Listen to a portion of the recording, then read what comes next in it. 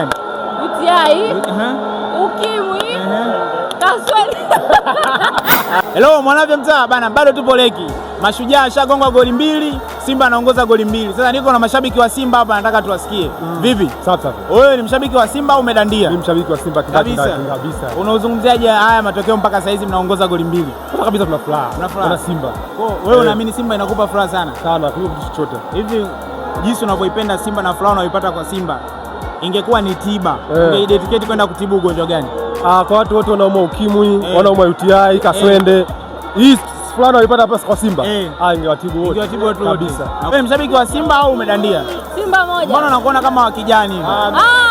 Wewe sio wa kijani. Hii furaha ulionao leo mpaka sasa hizi Simba anaongoza goli 2.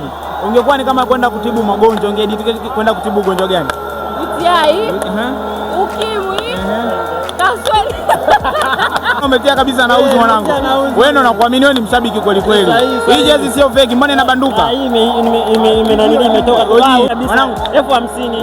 Hii furaha mlionao leo washabiki wa Simba, ingekuwa kama ni kwenda kudedicate kutibu magonjwa au kuondoa magonjwa yasiwepo kabisa duniani, ungetoa ugonjwa gani? Cha kwanza kuna ule ugonjwa tungeanza na malaria, alafu tukafuata UTI ambayo inawatesa watu wengi. Sasa kama kijana wangu hapa UTI. Kijana wako UTI inamtesa sana UTI.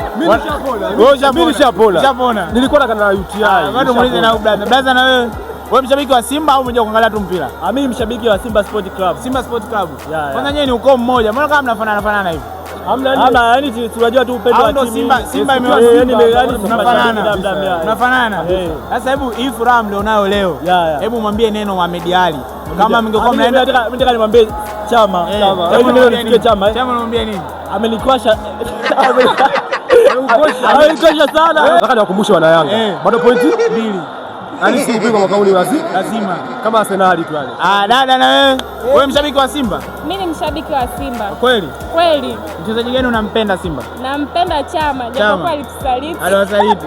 Mapenzi ulionao kwa Chama, kama ungekuwa na upeta uwezo sasa, au mapenzi ni ya kuondoa ugonjwa mmoja tu, uondoe usiwepo kabisa duniani, ungefuta ugonjwa gani? Ningefuta ugonjwa wa ukimwi. Kwa nini ukimwi? Oh my God! Sababu unawatesa wengi. Na wewe unakutesa au? Hamna, mimi haunitesi. Mwanavyo mtaa bana, hawa ni mashabiki wa Simba, hawa ni maoni yao. Mpaka sasa hizi Simba anaongoza goli 2. Chama bana anakuambia ametia bonge moja ya kevu.